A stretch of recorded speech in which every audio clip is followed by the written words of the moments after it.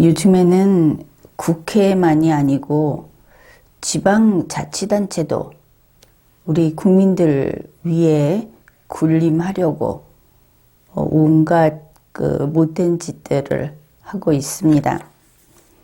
현재 문재인 민주당에서는 지방자치단체의 비위를 맞추느라고 정신이 없죠. 꼭 그렇게 하고 싶은 것인지 그것도 모르겠지만 아무튼 당장 이제 다가오는 해에 보궐선거가 있습니다. 그러면 주민들은 투표를 해야 하겠죠.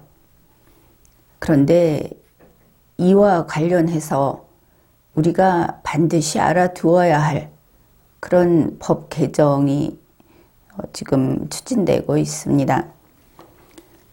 우선은 이제 주민투표법부터 보기로 하죠.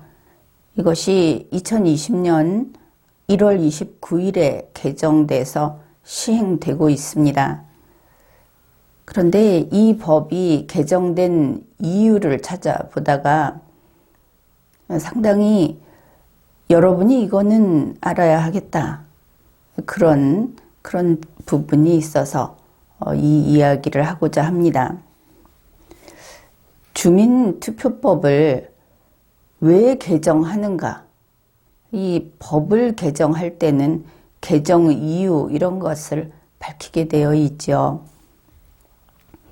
우선 그들이 밝힌 그 내용부터 소개를 하겠습니다.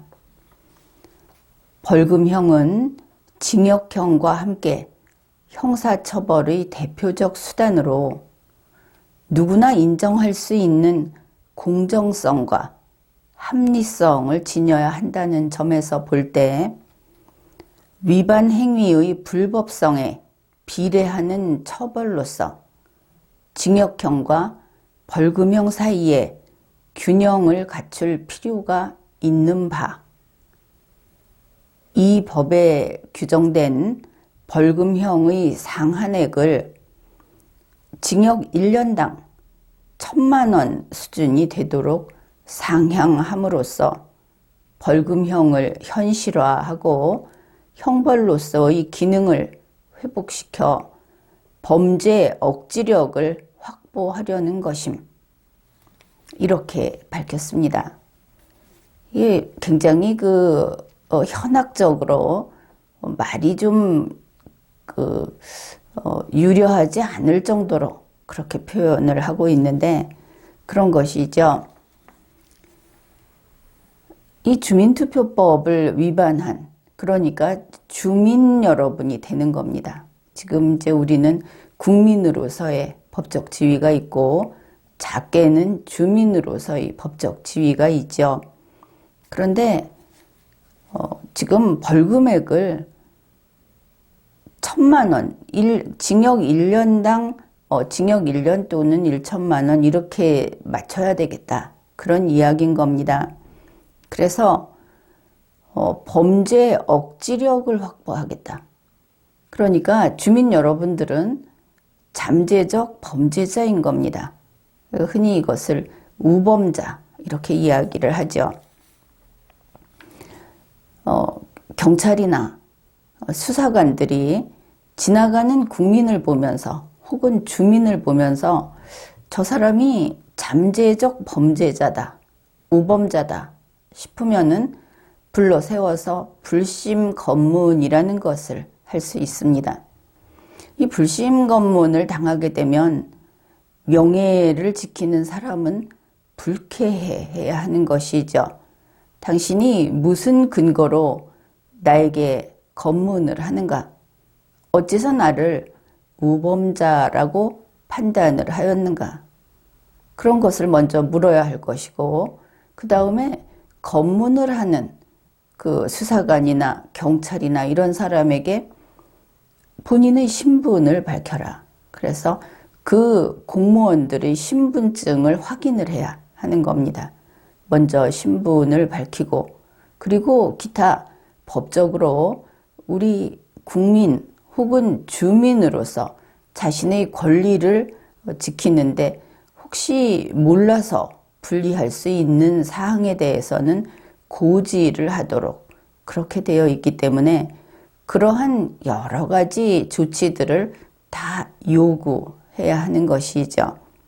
물론 그런 것이 다 채워진다고 한다면은, 그리고 정당한 검문일 때는 검문에 협조를 해야 할 겁니다. 그런데 이 주민투표법을 개정하면서 그런 것이 있죠. 우리 그 주민은, 우리 지역자치단체의, 지방자치단체의 주민은 잠재적 범죄자들이다. 그래서 범죄 억지력을 확보하기 위해서 이렇게 벌금액을 높였다. 그런 겁니다. 이 사람들이 어째서 이런 식의 그 어법을 구사하는가? 주민 알기를 개미처럼 알기 때문에 이런 것이죠. 웬만큼 밟아 죽여도 별로 그렇게 마음에 부담이 되지도 않고, 혹은 비위가 상하지도 않고 아주 만만한 존재로 여기기 때문에 개정 이유에다가 이런 식의 표현을 쓴 것이다. 그렇게 평가를 합니다. 내용은 알아보아야 하겠죠. 그런 취급을 받고 있는 주민일지라도 혹시 몰라서 진짜 무식한 개미 취급을 받으면 안 될 테니까. 이들이 이렇게 범죄 억지력을 확보하기 위해서, 우리 주민들은 징역형을 세게 때리거나 아니면 벌금을 많이 부과하지 않으면은 법을 안 지키는 자들이다. 우범자들이다. 우리 주민이 가령 1000만이면 그 1000만은 사람이 고개만 돌리고 있으면은 남의 지갑을 훔쳐갈 자들이다. 이렇게 이야기를 한 겁니다. 이들의 버릇을 이 모양으로 만든 것은 바로 우리 자신입니다. 그래서 이번에 바꾼 것이 주민투표법 제28조, 여기에서 벌금이 3천만 원이었던 것을 5천만 원으로 올렸습니다. 제29조 벌금 1,000만 원이었던 것을 3천만 원으로 올렸습니다. 제30조 벌금 500만 원이었던 것을 1천만 원으로 올렸습니다. 게다가 1월 29일에 공포한 이 개정 법률은 공포한 날부터 시행을 했습니다. 이것도 참 못된 버릇이죠. 분명히 정해져 있습니다. 법률은 공포를 하면 그때로부터 20일의 공고기간을 지나서 그때부터 시행을 하는 것이다. 그러니까 국민이 20일 동안 법률이 어떻게 바뀌었는지, 그래서 자기가 거기에 저촉이 될 수 있다면은 처음에는 착오하거나 실수할 수 있겠죠. 이것이 무슨 꼭 그렇게 고의를 가지고 어떤 그 형사범죄를 저지른다든지 그런 경우라 하더라도 법을 알고 법을 지킬 것인가를 스스로 생각하는 시간을 준다 하는 의미에서 20일 공고 기간은 필수적이다. 그렇게 보면 될 겁니다. 그런데 대체로 안 지키지요. 그저 무슨 복수하듯이 오늘 공포하고 오늘부터 시행한다. 이것이 국회에서부터 붙어갈 때가 있습니다. 당일 시행한다. 혹은 법률안을 공포하는, 그래서 이제 그때부터 법률이 되죠. 그런 대통령이 오늘부터 시행한다. 이러고 있는 겁니다. 국민에 대한 어떤 존중이나 국민을 어렵게 대하는 그런 조신함이나 전혀 없는 것이죠. 개나 닭을 쫓듯이 저리가 하고 밀어붙이듯이 국민을 이렇게 대하고 있는 겁니다. 어째서 21세기에 우리는 이런 대우를 받으면서 참고 있는 것일까? 같이 고민을 좀 해보기로 합시다. 그러면은 이 주민투표법, 여기에서 무엇을 위반하면 이렇게 5천만 원씩, 3천만 원씩 벌금을 내야 하는가? 그것도 살펴보기로 하죠. 우선 제28조에서 제28조 각호 외의 부분 중 3천만 원은 5천만 원으로 한다, 이렇게 되어 있습니다. 내용을 보기로 하죠. 제28조 벌칙. 다음 각호의 어느 하나에 해당하는 자는 5년 이하의 징역 또는 5천만 원 이하의 벌금에 처한다. 이게 이제 개정된 내용입니다. 원래는 3천만 원이었던 것이죠. 내용들을 잘 알아두고 이런 일을 당하지 않아야 하겠습니다. 1호, 주민투표의 결과에 영향을 미치게 할 목적으로 투표인에게 금전, 물품, 향응, 그 밖의 재산상의 이익이나 공적인, 사적인 그런 공사의 직을 제공하거나 그 제공의 의사를 표시 또는 그 제공을 약속하거나 이러한 행위에 관하여, 앞에 거 보면 아주 큰 죄인 것 같죠. 뒷부분을 잘 봅시다. 지시하거나 권유하거나 요구하거나 또는 알선한 자.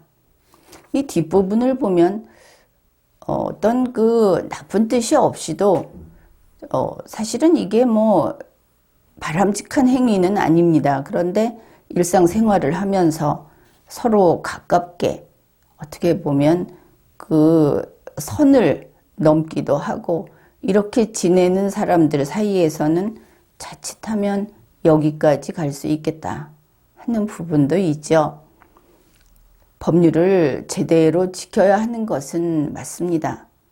그러나 이렇게 온갖 방법, 그것을 다 나열해 놓고 이것을 처벌하겠다고 했을 때는 주민들이 상당히 긴장해서 이런 것들을 살펴야 하겠죠.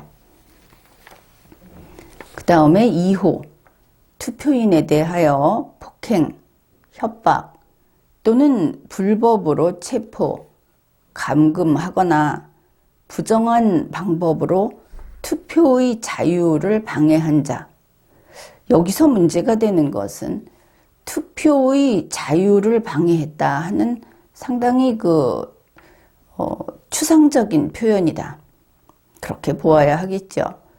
어떻게 하면 투표의 자유를 방해한 것일까? 이것은 대단히 광범위한 영역에 걸쳐 있는 그런 표현입니다. 아주 조심을 해야 하겠다. 그렇게 이야기를 해두죠. 3호, 법령에 의하지 아니하고 투표함을 열거나 투표함, 가로 열고 빈 투표함을 포함한다. 이거 빈 투표함도 안 되는 겁니다. 가로 닫고, 또는 투표함 안의 투표지를 제거, 파괴, 훼손, 은닉 또는 탈취한 자. 혹시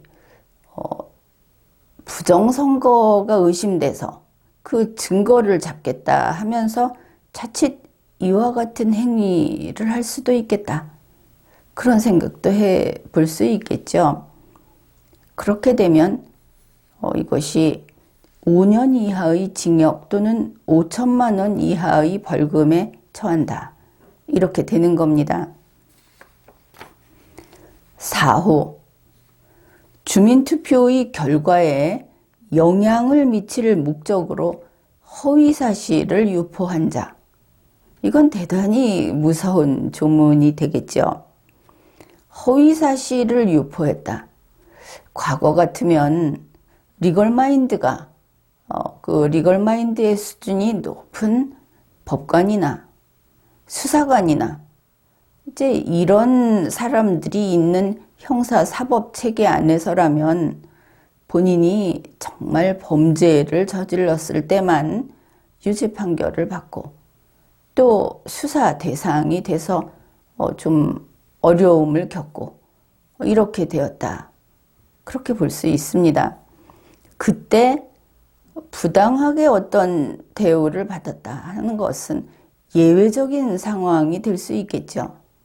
그런데 현재 우리나라에서 언론 보도되는 것이라든지 심지어 법원의 판결이 나왔을 때도 저것이 정의로운가, 리걸마인드에 합치하는가 하는 데 대해서 의문을 품게 되는 사건들이 적지 않다 하는 겁니다. 이런 상황에서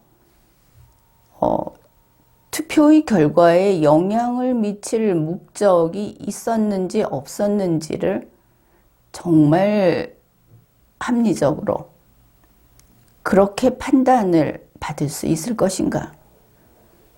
허위사실을 유포했다고 하는데 어디까지를 허위사실이라고 평가를 해줄 것인가? 거기에 대해서 상대방을, 그러니까 이 경우에는 국가 공권력이 되겠죠. 대체로 여러분이 신뢰할 수 있는가? 이것을 먼저 묻고 싶습니다.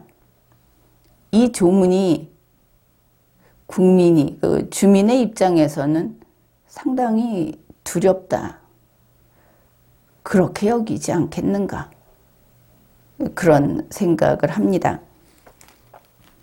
제5호, 직업, 종교, 교육, 그 밖의 특수관계 또는 지위를 이용하여 주민투표에 부당한 영향을 미친 자. 그러면은 이것이 직업상의 어떤 상하 관계에 있다든지 혹은 같은 직장에 근무한다든지 종교적으로 종교 지도자라든지 또 같은 종교인으로서 종교 활동을 자주 한다든지 교육을 하는 경우도 그렇게 되겠죠. 이제 이런 관계에서 주민투표에 부당한 영향을 미쳤다. 누가 이런 점이 좋다 나쁘다 하고 이야기하는 것은 그런 행위로 볼 것인가? 이 제5호에 해당하는 행위로 볼 것인가? 그렇게 본다고 한다면은 정말 투표에 대해서 입도 뻥끗 못할 거다. 그렇게 생각할 수 있겠죠. 왜냐하면 이러한 법조문은 예전부터 있었습니다. 다만 그 법조문을 적용하는 공무원들을 주민이 신뢰할 수 있는가? 국민이 신뢰할 수 있는가에 이제 의문이 생겨버렸기 때문에 그래서 이 모든 것이 불확실하고 부정할 수 있고 그러니까 정의롭지 못할 수 있고 그리고 이런 경우에는 국민은 또 주민은 단지 두려울 수밖에 없다. 일방적으로 이러한 법 집행을 하는 공무원들에게 그 집행에 본인이 따랐다고 하더라도 불복했다 하는 지적을 받게 되면 그렇게 당할 수밖에 없다는 생각을 우리 국민들이 점점 그런 생각을 하는 국민이 늘고 있다. 이것을 사회가 불안해졌다. 이렇게 표현을 합니다. 이렇게 국민이 법 체계를, 법 시스템을 신뢰하지 않게 되면 국민은 그러한 수사와 그러한 재판에 대해서 공정하다고 인정을 하지 않습니다. 승인하지 않는 것이죠. 국민은 납득하지 않습니다. 한없이 억울해하면서 원망을 하게 되죠. 이 원망은 다시 사회로, 거리로 나와서 또 다른 불만의 노출과 혹은 폭력과 이런 것으로 이어지게 되어 있습니다. 질서 있는 국가, 질서 있는 세상에서 법이 이 질서를 유지하는 것은 그 법이 정의롭게 그렇게 집행이 되고 재판이 정의롭기 때문에 그 질서가 유지되는 겁니다. 모든 형사 피고인은 억울하다고 이야기를 합니다. 그러나 그러한 형사 피고인에게 법이 이런 것이고 당신의 행위가 바로 법의 이 범주에 들어가는 것이고 그러니 당신의 책임이다. 당신이 유책하다. 이러한 설명을 하는 것이 법관의 일입니다.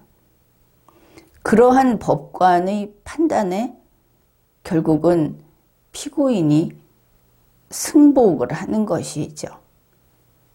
그랬을 때만 질서는 유지가 됩니다. 우격다짐으로 그냥 법정 구속을 한다. 법정 질서를 잡겠다고 으름장을 놓는다. 이거 다 물론 그 주민이나 시민이 잘못할 때도 있습니다. 그러나 언론에서 걸핏하면 호통을 쳤다. 법정 구속을 했다. 이런 소식을 들을 때마다 법관이 법정을 장악하는 힘이 부족하구나. 리더십이 없구나. 그런 생각을 하곤 했습니다. 제29조입니다. 다음 각호의 어느 하나에 해당하는 자는 3년 이하의 징역 또는 3천만 원 이하의 벌금에 처한다. 이번에는 3년 이하 아니면 3천만 원 이렇게 된 것이죠. 원래는 1,000만 원 이하 이랬던 것이 이렇게 상향 조정이 됐습니다. 문재인 민주당에서 범죄 억지력을 높이기 위해서 국민을 겁주기 위해서 이렇게 세게 올린 겁니다. 돈이 제일 중한 정부니까 그렇게 했겠죠. 1호 제28조 제1항 제1호에 규정된 이익이나 공사의 직을 제공받거나 그 제공의 의사표시를 승낙한 자. 이번에는 앞에서는 준 사람 무엇이든지 그쪽이고 지금은 받은 사람 이렇게 되는 것이죠. 처벌의 대상이. 2호 성명의 사칭, 신분증명서의 위조, 변조, 그 밖의 부정한 방법으로 투표하거나 투표하려고 한 자. 투표하려고 한 자도 동일하다. 이것도 잘 알아두어야 하겠죠. 혹시 감정적으로 좀 분노해서 한번 일을 저질러 보겠다 하고 이렇게 투표소에 접근을 한다든지 하면은 큰일 나는 것이죠. 3호, 주민투표에 관한 서명 요청 및 투표 운동의 기회를 이용하여 이 부분이 중요한 것 같습니다. 특정 정당이나 공직선거법의 규정에 의한 공직선거에 후보자가 되고자 하는 자를 지지, 추천 또는 반대하거나 그 밖에 선거운동에 이르는 행위를 한 자, 이거는 이 선거에 관심이 있는 자기가 지지하는 후보가 있는 우리 주민들의 경우에는 아주 쉽게 이러한 행위를 하게 되지 않을까 그렇게 보이죠. 서명을 해달라고 한다든지 투표운동을, 그러니까 이 경우 투표운동은 선거운동이 아닌 것을 알 수 있습니다. 그러니까 투표합시다. 이런 운동이 되는 것이죠. 사실 이 제3호를 보니까 지난 총선 때도 문재인 민주당 쪽에서 투표합시다 하면서 문재인 민주당 찍읍시다. 이런 거 여러분도 봤을 겁니다. 또 인증도 하고 원칙대로 한다면은 제29조 제3호에 의해서 다 처벌돼야 하겠죠. 근데 국민들이 문재인 민주당이 워낙 자기들이 잘못한 것도 인정하지 않고 거짓말도 참 많이 하고 애초에 정직이라는 것을 날 때부터 모르는 사람들이 아닌가, 이런 이야기가 나오고 있어서 지금과 같은 이렇게 투표 운동, 서명 요청을 하면서 누군가를 거기에 예를 든다든지 암시를 한다든지 심지어 색깔이나 번호가 잘못 들어가도 자칫하면 덫에 빠질 수 있겠다. 거기에 매우 유의해야 하겠다. 이렇게 봅니다. 또 동일한 행위를 해도 편파적이다. 이렇게 여러분 대부분은 믿을 텐데 편파적일 때 참 대책이 없죠. 똑같은 행위를 했을 때 너는 나쁜 마음으로 했고 저 사람은 나쁜 마음이 없이 했다고 하면은 속을 보여줄 길도 없고 대책이 없는 겁니다. 그런데 여러분과 다르게 나는 아주 마음 편하게 얘기를 할 수 있습니다. 바로 그와 같은 두 가지 양상이 나타나는 그러한 정권은 부패한 정권이다. 법을 위반한 정권이고 자격이 없다. 그런 경우에 탄핵해야 한다. 이렇게 간단 명료하게 이야기를 합니다. 제30조, 여기도 참 어렵습니다. 많이 조심을 해야 할 겁니다. 30조 벌칙입니다. 다음 각 호의 어느 하나에 해당되는 자는 1년 이하의 징역 또는 1천만 원 이하의 벌금에 처한다.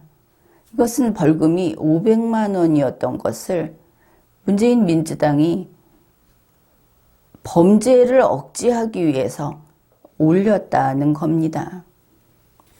1호, 제11조의 규정을 위반하여 서명 요청을 한 자. 이제 서명 활동 같은 것을 많이 하는데 그것도 잘 살펴가면서 해야 한다. 물론 서명의 기회를 악용해서 선거운동을 한다든지 혹은 또 그러고 싶은 마음이 있는 분들도 있을 겁니다. 그런데 그것은 다 법에 저촉이 되는 것이다. 그것을 알아야 하겠죠. 제11조입니다. 서명 요청 활동의 제한. 법률을 볼 때는 법률을 사실 이렇게 만들면 국민들이 보기가 얼마나 힘듭니까? 제30조에다가 11조 규정을 위반하면 이렇다. 또 29조에다가 또 이렇다 하는데 이게 이제 조문도 많고 하다 보면 이럴 수밖에 없기도 하지만 너무나 다단계로 법을 규정하는 것은 법의 실효성도 떨어지고 또 국민에 대한 도리도 아니다. 이것은 입법정부인 국회가 좀 더 고민을 해서 그래서 국민이 보기 쉽고 이해하기 쉽게 그렇게 만들어야 한다. 쓸데없이 한문을 갖다가 한자로 되어 있는 법률 용어를 한글로 바꿔서 뜻도 통하지 않게 하는 그런 짓을 하지 말고 이와 같이 계속 어떤 암호문을 보듯이 만드는 그런 습관은 좀 고쳐라. 그리고 법률 좀 만들지 마라. 뭐 이런 이야기를 해둬야 하겠죠. 제11조 제1항입니다. 지방자치단체의 관할 구역의 전부 또는 일부에 대하여 공직선거법의 규정에 의한 선거가 실시되는 때에는 그 선거의 선거일 전 60일부터 선거일까지 그 선거구에서는 서명을 요청할 수 없다. 가령 2021년 4월에 선거가 있다. 그러면 60일 전이니까 3월, 2월 그때부터는 서명을 요청할 수 없다. 이렇게 보면 되겠죠. 이걸 모르고 서명 요청을 하게 되면 주민투표법 제30조에 의해서 제30조 제1호에 의해서 1년 이하의 징역 또는 1천만 원 이하의 벌금에 처해진다 하는 겁니다. 이게 신체의 자유를 구속하는 그런 형벌인데 1년 이하의 징역 이거 너무 세지 않은가? 그렇게 볼 수 있죠. 이거 잘 몰라서 서명 요청을 했다. 어떻든 아주 엄벌주의로 가고 있고 국민을 마구 국민에게 이제 이런 거 위하라고 하는데 대단히 원시적인 법 집행으로 질서를 잡고자 하는 것이다. 그렇게 볼 수 있겠습니다. 제2항입니다. 공무원, 그런데 이 공무원은 그 지방의회의 의원은 제외한다고 합니다. 공무원은 청구인 대표자가 될 수 없으며 서명 요청 활동을 하거나 서명 요청 활동을 기획, 주도하는 등 서명 요청 활동에 관여할 수 없다. 지방의회 의원은 할 수 있다. 그렇죠. 그 다음에 제3항. 청구인 대표자 및 그로부터 서명 요청권을 위임받은 자가 아닌 자는 서명을 요청할 수 없다. 이 서명 활동을 하는 것도 주민투표법 이 조문을 좀 꼼꼼히 읽어보고 그렇게 해야 하겠습니다. 그 다음에 제21조 이것은 제30조 위반 시 1년 이하 징역 또는 1천만 원 이하 벌금에 처한다 하는데 두 번째입니다. 21조 규정을 위반해서 투표운동을 한 자. 이번에는 투표운동. 이것이 선거운동과는 다르다. 그렇게 이야기를 했죠. 제21조 투표운동 기간 및 투표운동을 할 수 없는 자. 제1항 투표운동은 주민투표 발의 일부터 주민투표일의 전일까지에 한하여 일을 할 수 있다. 이제 그 기간이 더 짧다 하는 것을 알 수 있죠. 그런데 제2항 다음 각 호의 어느 하나에 해당하는 자는 투표 운동을 할 수 없다. 이것도 할 수 없다. 이게 그냥 마냥 착한 일, 좋은 일이 아니다. 그것을 알아야 하겠습니다. 1호 주민투표권이 없는 자. 이것은 조심을 해야 하겠죠. 주민투표라고 하는 것은 그 지방자치단체의 그 구역에 따라서 그곳을 벗어나면 아예 투표권이 없죠.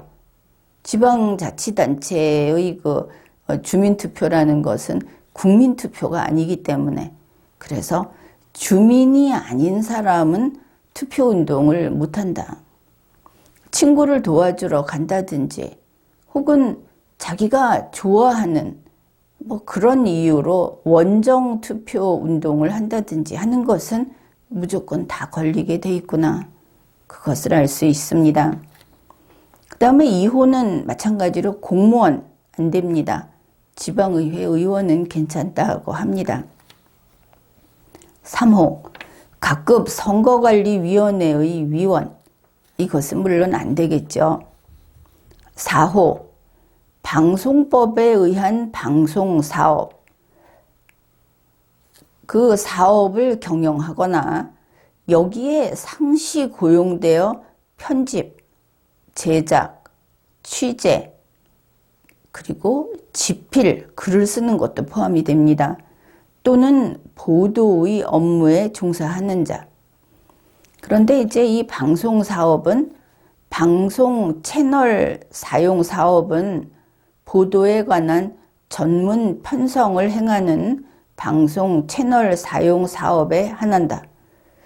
그러니까 일단 이것만 보면 이제 많은 분들이 유튜브 채널로 그 개인 방송을 하면서 거기에 직원도 두고 주식회사 형태로도 하고 이렇게 하면서 방송사다 이렇게 이야기를 하는데 그것은 해당이 안 되는 것으로 보이죠. 5호 신문 등의 지능에 관한 법률 제9조에 따라 등록하여야 하는 신문, 인터넷 신문 또는 인터넷 뉴스 서비스, 잡지 등 정기 간행물의 지능에 관한 법률 제15조 또는 16조에 따라 등록 또는 신고하여야 하는 정기 간행물, 이런 것을 발행, 경영하거나 마찬가지로 앞에서 이야기한 것과 같은 그러한 업무에 종사하는 사람, 그 투표운동을 할 수 없다. 그렇다면 설령 그 SNS에서 신문사를 운영을 하든지 하더라도 등록이 되어 있다든지 하는 경우는 할 수 없다. 방송도 마찬가지가 되겠죠. 그 다음에 이제 30조 제3호 이것이 제22조의 규정에 의한 투표운동 제한을 위반하여 투표운동을 한 자.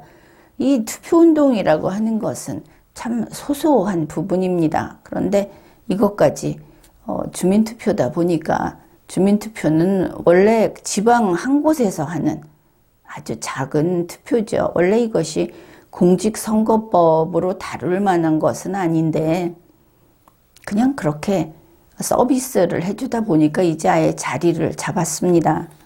그러면은 투표운동은 어떻게 제한이 되는가? 제22조.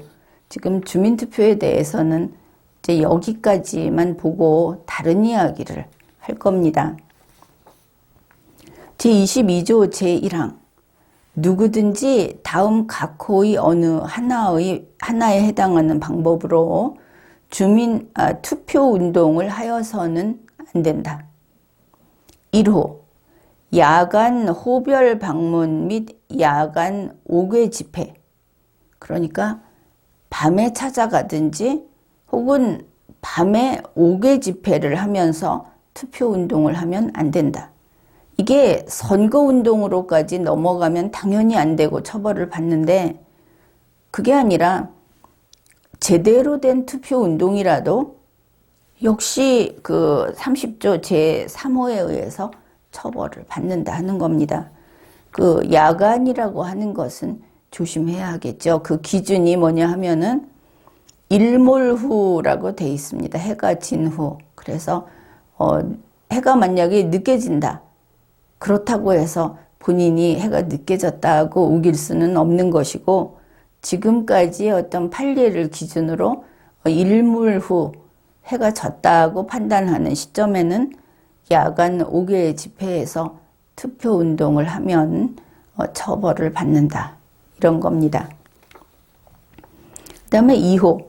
투표 운동을 목적으로 서명 또는 날인을 받는 행위.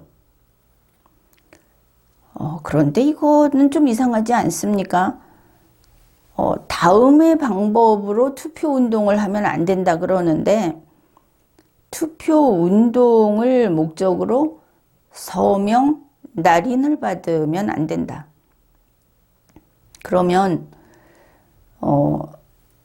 투표 운동을 한다고 하면서 선거 운동을 하면 안 된다 하는 것보다 더 세밀하게 더 작은 행위를 처벌하고 있다. 이것을 알 수 있죠. 투표 운동을 하되 서명을 받든지 날인을 하게 하면은 법으로 처벌을 받는다. 1년 이하의 징역. 이렇게 돼 있습니다. 3호. 공직선거법 제80조의 규정에 의한 연설 금지 장소에서의 연설 행위. 이 연설을 할 때도 장소를 잘 확인을 해야 하겠습니다. 4호. 공직선거법 제91조에서 정하는 확성장치 및 자동차 등의 사용 제한에 관한 규정을 위반하는 행위. 이것도 확성장치와 자동차를 이용하는 것도 제한이 되고 있다. 그것을 알 수 있죠. 그 다음에 제22조 제2항입니다. 지금까지 본 것이 그 제1항이 될 텐데, 제1항 제1호의 규정에 의하여, 그게 이제 야간 호별 방문 안 된다, 야간 5개 집회 안 된다 하는 것이죠. 여기서 규정을 하고 있군요. 조금 전에 일몰이라고 얘기를 했는데, 그런데 이 주민투표법에서는 야간이 언제인가 하는 것을 각 지방자치단체마다 조례로 정하겠다고 합니다. 이거 조례 확인도 해야 하겠죠. 우리나라는 그렇게 땅이 넓지 않아서 해가 지는 시간이 그렇게 차이는 없을 겁니다. 땅이 넓은 나라 같은 경우는 차이가 있겠죠. 그런데 이것을 조례로 정한다고 했기 때문에 그냥 상식적으로 볼 때는 거의 동일한 시간으로 정하지 않을까 이렇게 보는데, 굳이 지자체별로 조례로 정한다고 했다면 다를 수도 있겠다. 그 점도 고려해야 하겠습니다. 그러니까 어떤 지역에서 투표 운동을 한다든지 할 때는 그 지자체의 조례를 확인해야 하겠다. 그렇습니다. 그래서 문재인 민주당은 이렇게 국민을 말귀 못 알아듣고 글도 모르고 이런 무식한 국민으로 취급을 한다. 결국은 몽둥이질 밖에는 없다는 태도다. 돈을 뺏어야만 말을 듣는다. 이런 태도다. 그런 것을 알 수 있죠.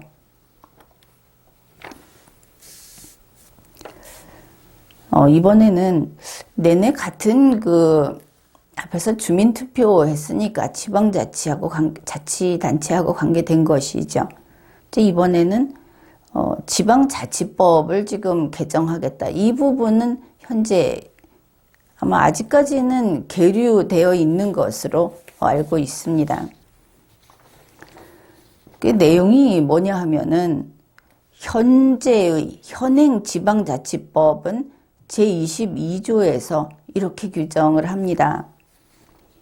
지방자치단체는 법령의 범위 안에서 그 사무에 관하여 조례를 제정할 수 있다. 그런데 이게 옳은가 하는 부분도 분명히 있습니다. 이 부분은 우리가 좀 정신 바짝 차려서 단어 하나하나를 챙겨보기로 하죠. 어떻든 제22조는 앞에서 소개한 거기에 단서가 붙어 있습니다. 우리가 법조문을 볼 때 다만 이런 식으로 해서 이어서 계속 법 규정이 나올 때 이것을 단서라고 합니다. 지방자치법 제22조의 단서는 이렇습니다. 다만 주민의 권리 제한 또는 의무 부과에 관한 사항이나 벌칙을 정할 때에는 법률의 위임이 있어야 한다. 이렇게 규정을 합니다. 그런데 여기에 대해서 문재인 민주당 정부에서 그 법률 개정안을 냈죠. 2020년 7월 3일에 냈다고 돼 있습니다. 거기에서는 조문이 바뀝니다. 안에 거를 뭐 얼마나 바꿔놨는지. 지방자치법 제29조로 갑니다. 이것이. 그래서 내용이 이렇게 됩니다. 지방자치단체는 법령의 범위에서, 지금 현행법하고 차이를 이렇게 법조문을 찾아가면서 봐야 하는데 어떤 차이가 있느냐 하면 현행법은 지방자치단체는 법령의 범위 안에서 이렇게 돼 있습니다. 정부가 내놓은 개정안에는 지방자치단체는 법령의 범위에서 이렇게 돼 있습니다. 범위 안이라고 하는 그 안자 하나가 현재 있던 것을 정부는 빼버렸다. 이것을 알 수 있죠. 이거 하나 바꾼 것이 거의 그 세계가 달라질 정도로, 영역이 달라질 정도로 큰일입니다. 이렇게 바꾼 것이죠. 그 다음에 그 사무에 관하여 조례를 제정할 수 있다. 뒷부분은 동일합니다.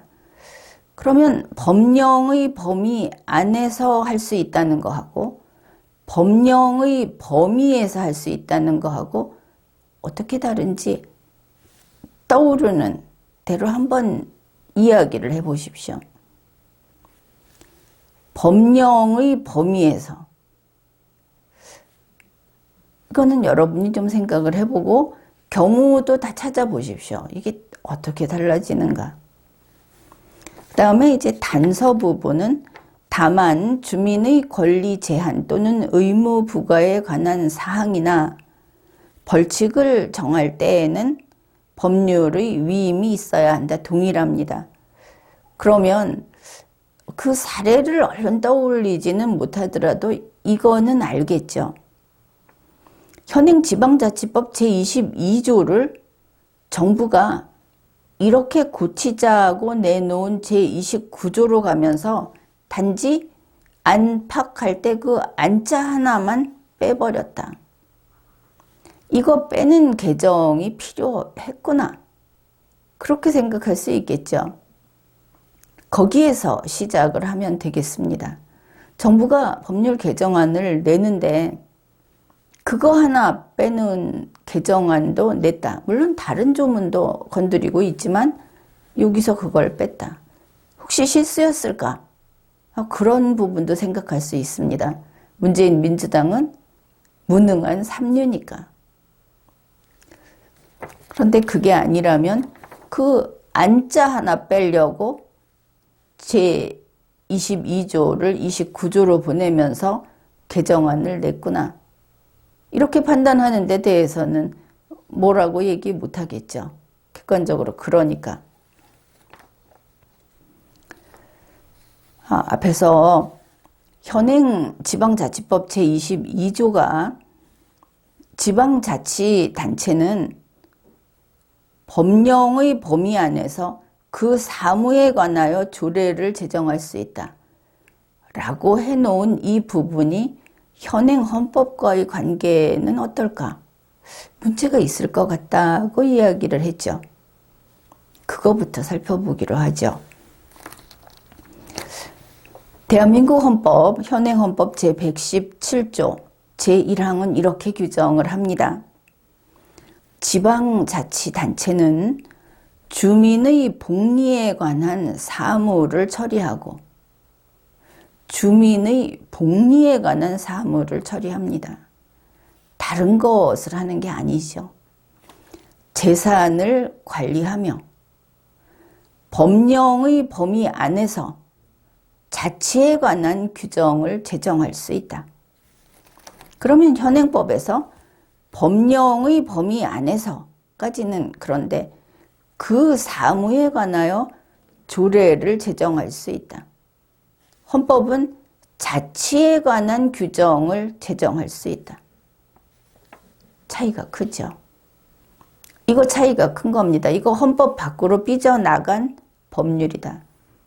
법률은 헌법이라는 원이 있으면 그 원의 그 바깥 선에 닿으면 닿은 부분은 다 죽습니다. 이렇게 이해하면 쉽게 이해가 될 겁니다.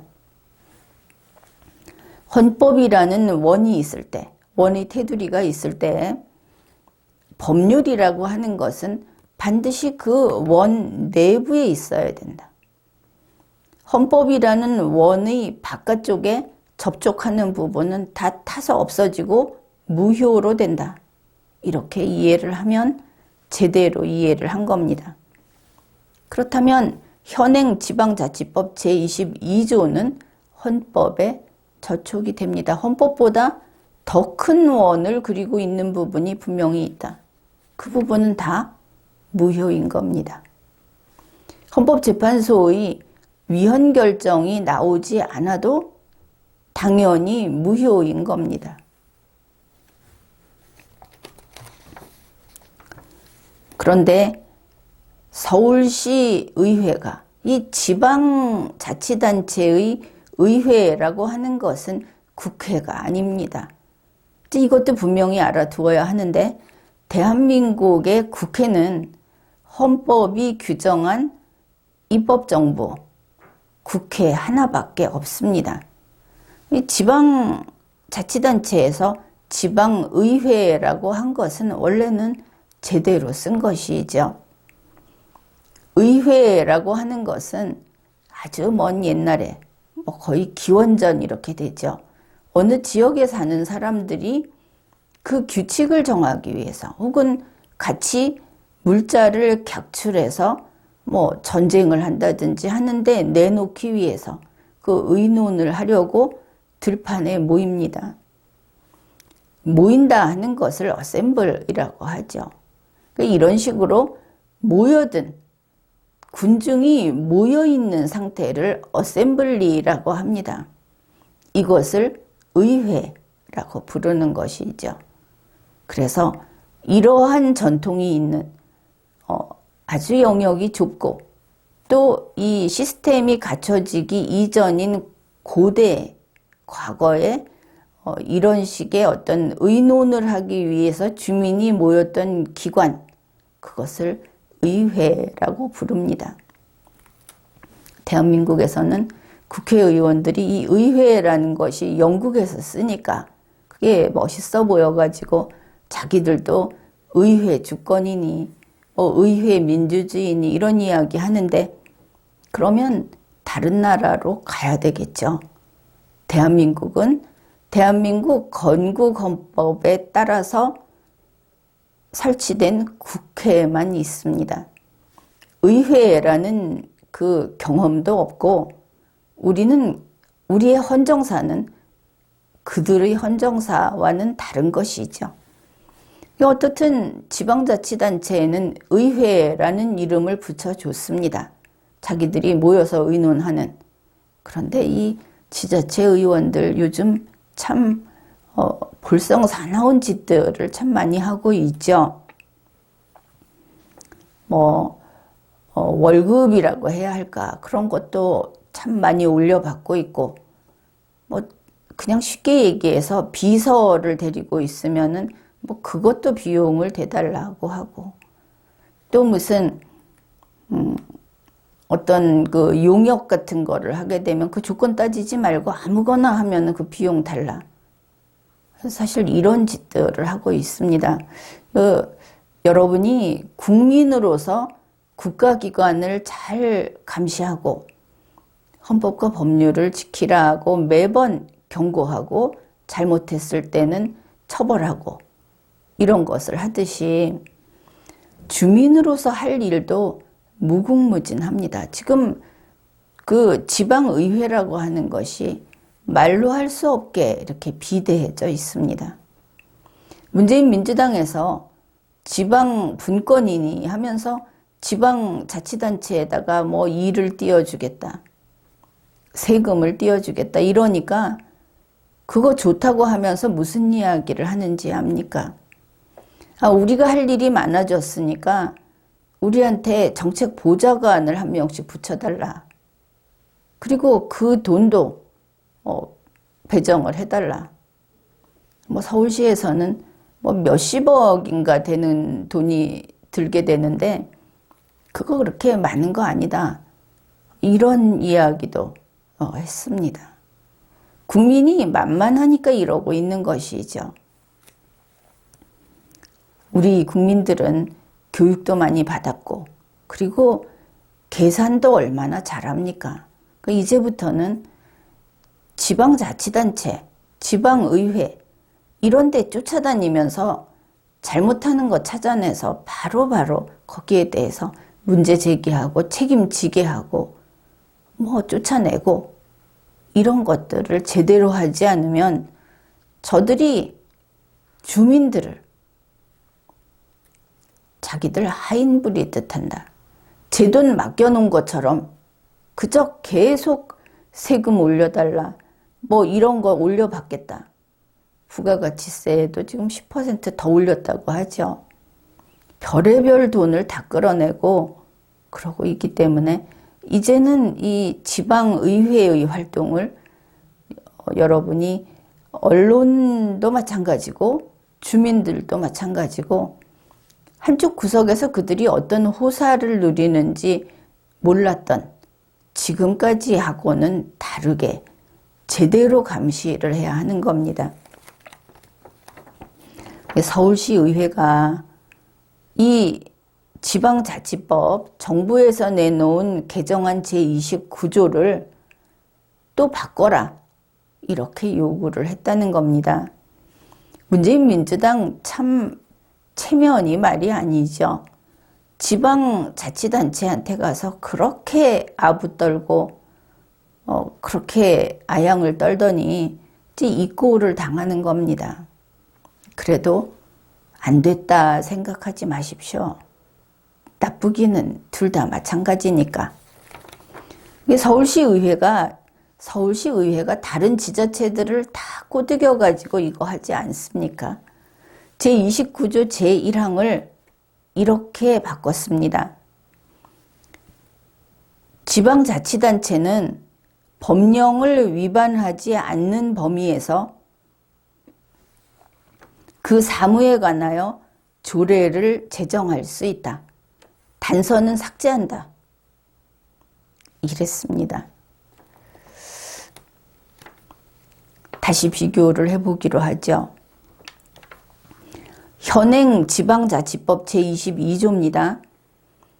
지방자치단체는 법령의 범위 안에서 그 사무에 관하여 조례를 제정할 수 있다.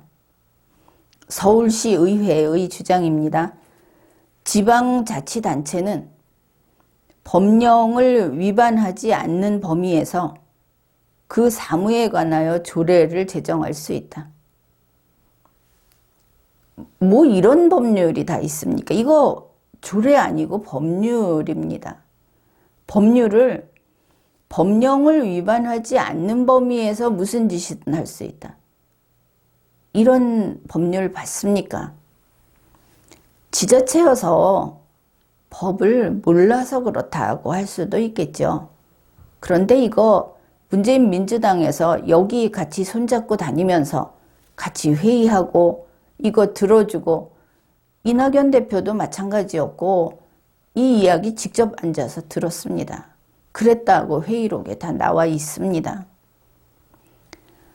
법령의 범위 안에서라는 거를 법령을 위반하지 않는 범위에서 이렇게 바꾸고 그 다음에 단서를 삭제하라고 합니다. 이거 참 엄청난 일입니다. 단서가 다만 주민의 권리 제한, 주민의 권리가 제한되면 그 주민은 똑같은 신체를 가지고 대한민국 국민이죠. 국민의 권리 제한도 돼버립니다. 주민의 권리 제한 또는 의무 부과에 관한 사항이나 거기다가 벌칙도 있습니다. 벌칙을 정할 때는 법률의 위임이 있어야 한다. 조례로 마음대로 이거 하면 안 된다. 이렇게 해놓은 단서를 통째로 빼버렸습니다. 무슨 뜻이냐? 주민의 권리 제한이나 주민에게 의무를 부과하거나 또 주민에 대한 벌칙을 정할 때 그냥 조례로 만들 수 있다 하는 겁니다. 법령을 위반하지 않는 범위에서라는 것이 어떤 차이가 있는지 알겠습니까? 법령은 구멍이 없는 밀폐된 그런 판이 아닙니다. 법령은 항상 최소한 그리고 구체적인 것을 금지하죠. 그물망 같은 겁니다. 그물이 있는 부분에만 금지가 있는 겁니다. 그런데 서울시는 법령을 위반하지 않는 그 구멍 뚫린 부분으로는 마음대로 드나들겠다고 얘기를 한 것이죠. 더구나 단서를 빼버렸습니다. 이것은 참 어이가 없는 짓입니다. 이낙연 대표가 이걸 듣고 노력하겠다고 했다면은 그냥 정계 은퇴하십시오. 왜냐하면 주민의 권리 제한 또는 의무 부과 그리고 벌칙, 이게 지금 재판도 없이 하는 거 아닙니까? 자, 이런 것을 하는데 법률의 위임을 받아야 한다는 걸 뺐다. 이게 어디에 위반되는가 하면은 대한민국 헌법에 위반이 됩니다. 대한민국 헌법 제37조 제2항입니다. 만일 춘천시에 있는 김 선생이라는 사람이 있다면 그가 그 춘천시의 주민이다. 주민투표권이 있다. 그럼 그는 대한민국 국민이겠죠. 대한민국 국민에 대해서 대한민국 헌법이 이거 건드리지 말아라 해놓은 것을 춘천시에서 조례로 건드리는 일은 불가합니다. 바로 그러한 관계에 있는 것이죠. 헌법 제37조 제2항입니다. 국민의 모든 자유와 권리는 국가 안전 보장, 질서 유지 또는 공공복리를 위하여 필요한 경우에 한하여 법률로서 제한할 수 있으며 제한하는 경우에도 자유와 권리의 본질적인 내용을 침해할 수 없다. 이것을 일반적 법률 유보라고 하기도 하는데 이 조문을 변호사들은 잘못 해석을 합니다. 그러니까 헌법 제37조 제2항이 국민의 자유와 권리를 제한할 수 있는 방법, 이렇게 설명을 하고 있다는 것이죠. 그런 면이 있기는 합니다. 그러나 헌법의 뜻은 그게 아니다 하는 것이죠. 이 내용만큼은 함께 살펴보기로 합시다. 헌법 제37조 제2항이 이렇게 규정을 하죠. 국민의 모든 자유와 권리는, 국민의 자유와 권리는 100개입니까? 1000개입니까? 국민의 자유와 권리는 아직 다 헤아려 보지 못했습니다. 이게 답입니다. 그래서 국민은 무조건 자유를 누려야 하고 무조건 그 권리가 존중받아야 하는 겁니다. 국민의 모든 자유와 권리는 국가가 관여하면 안 됩니다. 이 앞부분에서 하는 이야기가 국민의 모든 자유와 권리는 절대 불가침이다. 이것을 선언한 겁니다. 침해 못한다. 그런데 그 다음 내용이 나오죠. 국가안전보장. 국가안전보장은 우리 5,100만 전체 국민의 목숨이 달려있다. 생사가 걸려있다. 이렇게 봐야 하겠죠. 국가안전보장을 위해서 이것을 제한해야 한다고 하는 것은 결국은 제한당하는 당사자의 생명을 보호하는 일이기도 합니다. 그렇게 되겠죠. 그 다음에 질서유지. 이 질서유지를 어디에 줄 한번 제대로 안 썼다든지 혹은 다른 어떤 질서를 위해서 정해놓은 규정을 어겼다든지 하는 것으로 쉽게 생각해서는 안 되는 겁니다.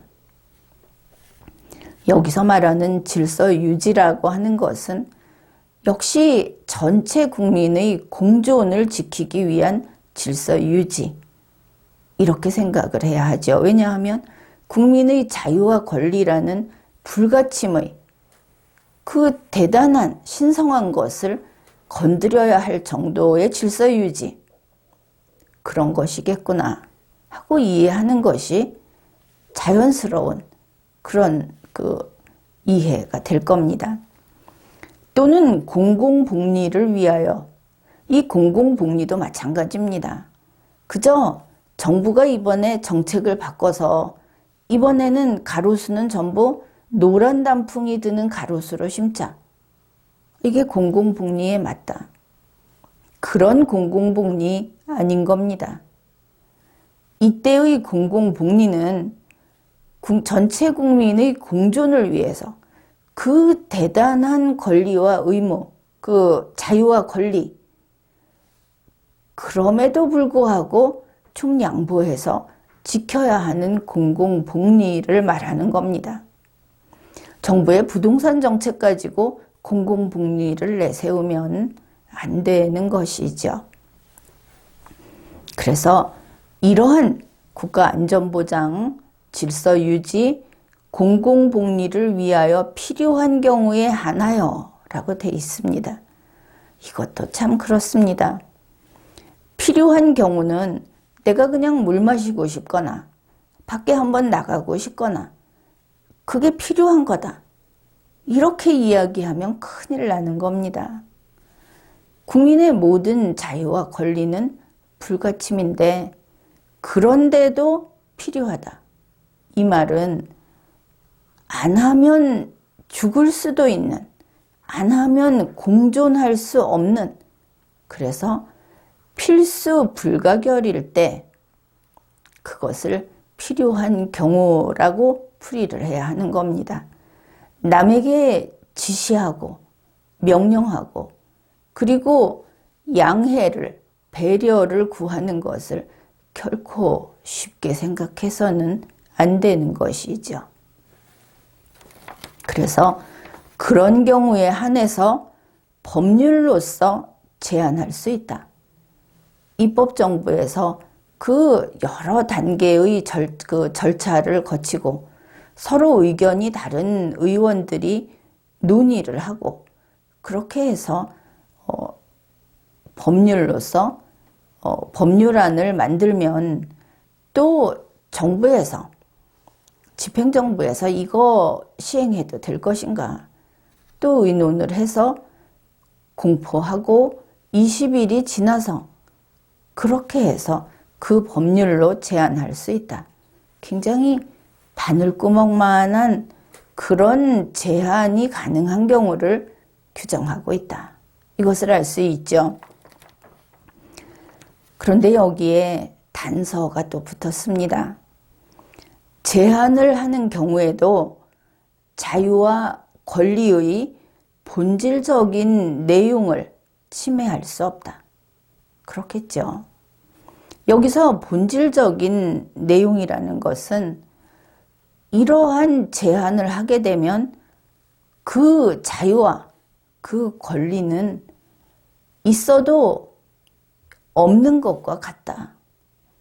이렇게 돼버린다면 공존을 위해서도 국가 안전보장을 위해서도 제한할 수 없다.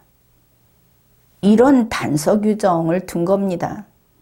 그러니 정부가 3개 통치기관이 국민의 자유와 권리를 제한해야 한다 할 때에는 심사숙고하고 가능하면 하지 않는 것을 원칙으로 하고 필수 불가결해도 그거 말고 다른 길이 있으면 다른 길로 가고 이래야 한다는 뜻입니다. 그것이 헌법 제37조 제2항인 겁니다. 그런데 서울시 의회는 지방자치법 제22조, 현행법 제22조 단서를 삭제해버렸습니다. 그걸 이번에 개정안으로 해달라. 이렇게 요구를 한 것이죠. 단서 다시 소개를 하죠. 주민의 권리 제한 또는 의무 부과에 관한 사항이나 벌칙을 정할 때에는 법률의 위임이 있어야 한다.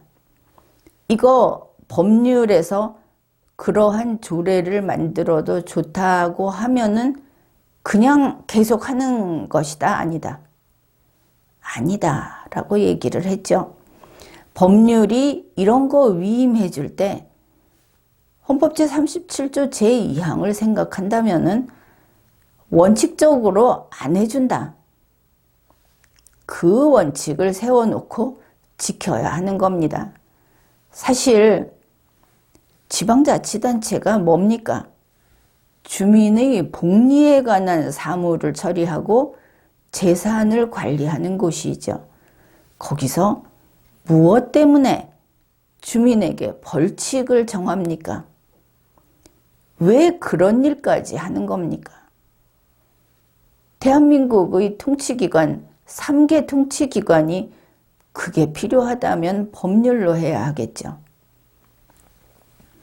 이것을 조례로 정했을 때 더더욱 문제가 되는 게 무엇이냐? 대한민국에 만약에 500개의 지방자치단체가 있다고 합시다.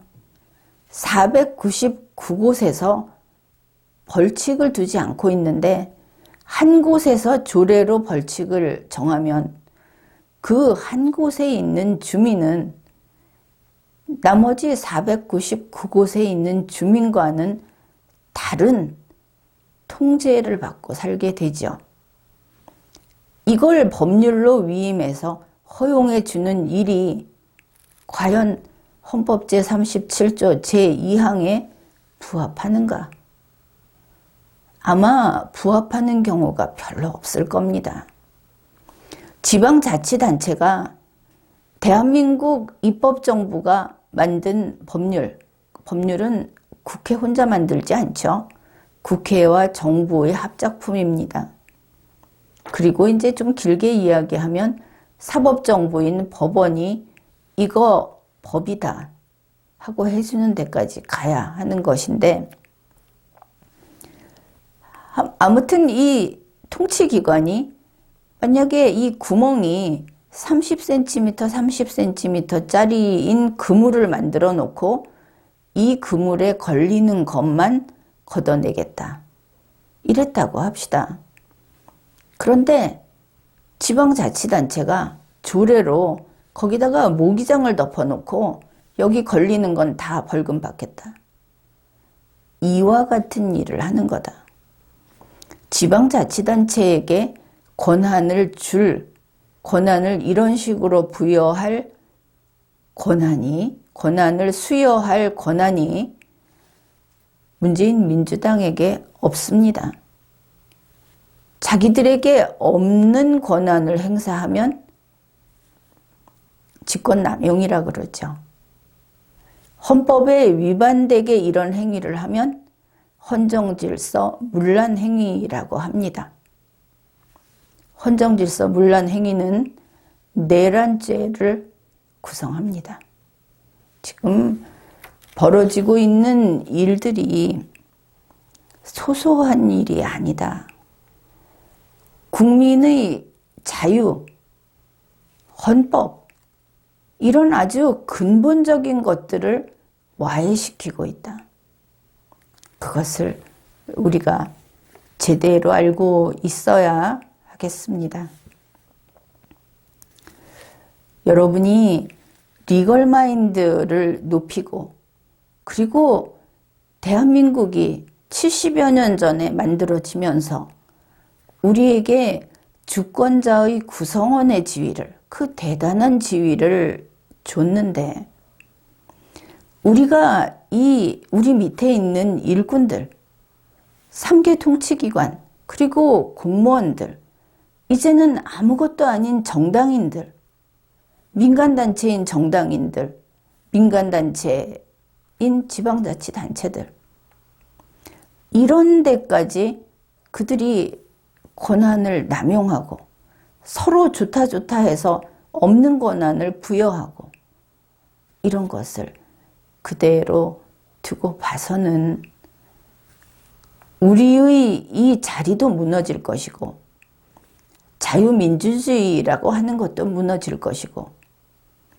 인류가 지금까지 살아온 모든 사람들이 평생 좀 더 나은 곳으로 만들려고 노력을 하면서 살다가 떠난 그것이 쌓여서 오늘 우리가 도달해 있는 이 문명의 수준, 이것도 무너질 겁니다. 그러니 우리가 우리의 책무를 다해야 하겠습니다. 헌법과 법률을 제대로 알고 그것을 지켜야 하겠습니다. 지금까지 리걸마인드 연구소였습니다.